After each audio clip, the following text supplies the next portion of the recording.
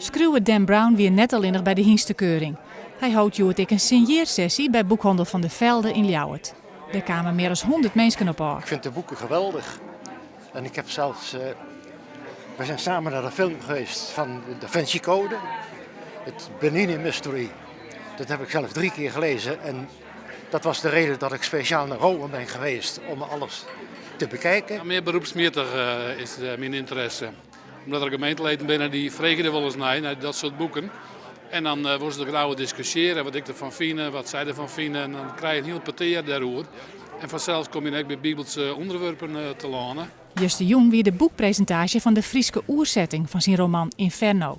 Hij vindt de Frieske taal mooi klinken, al begrijpt hij er niet van. I heard the translator read from Inferno last night in Frisian, and it sounded like poetry. I thought, I wrote that? That's pretty good. I don't know what it said, but very, very nice to hear.